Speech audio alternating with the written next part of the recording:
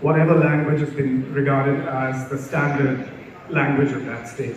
I mean, you've just been discussing Magahi and Maithili and so on. I mean, we know this for a fact. It's the imposition of a certain kind of official Hindi that has completely derogated 18 or 19 languages across what used to be the Hindu continuum. So this is what we need to deal with, not only deal with phantoms of colonialism, but also recognize how our own over-standardized official regional languages are destroying first languages of the world. Next we have Gagan Ginty.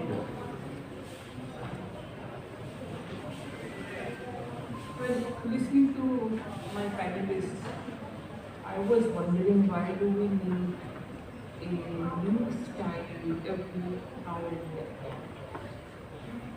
Is it that the familiar language, the words remain in the dictionary, but they lose their capacity to say certain things effectively? And so when you twist the language, you mold it into a different expression, a different style. The plasticity of language is inherent to what you are about to express. There is no self-conscious experiment in the act itself. It's just that your experience has become so much more complex that the experience is molding the language. You are not doing it consciously, but I want to mention a couple of young writers in my language, Amber Pandey and Geet Chapur. They both are very well-read young men, and it is interesting how their readings, their classical knowledge, knowledge of the classical texts, how all that permeates into their, like they are not writing about classical text, they are writing about their individual experience. They are writing their own poems, but suddenly Garud Puran comes in. Now the other thing is, all of us are aware that we speak more than one language, but are we aware that we hear too many languages? Even when we don't know, they are very much a part of our inner experience.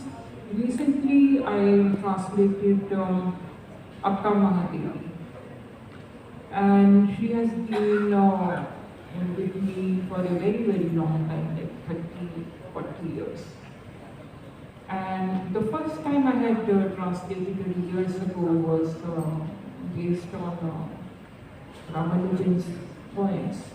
But recently when I was doing her, I wanted to somehow hear Akka's own voice across the centuries, across Kannada language.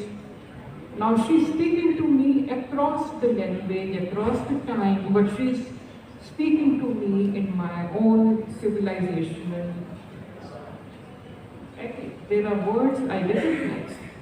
So when I started working on Akka Mahadevi, I had references to her translations available in English language and then in very, very clumsy, archaic Hindi translations done by the Guru Basava Samiti and it was amazing, when you recognize these words in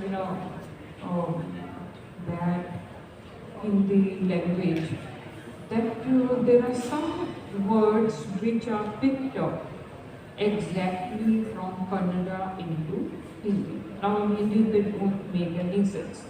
But in Kannada, when you check those words out, they go back to Sanskrit. So you look for their meaning in Amar Ghosh and you are able to find. And suddenly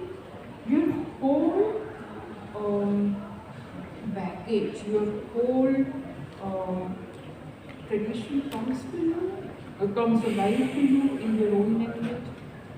But to reach and what Akka must have been trying to say, you have to go through so many different versions and still you are able to learn. Why does my 21st century art need to go through this exercise?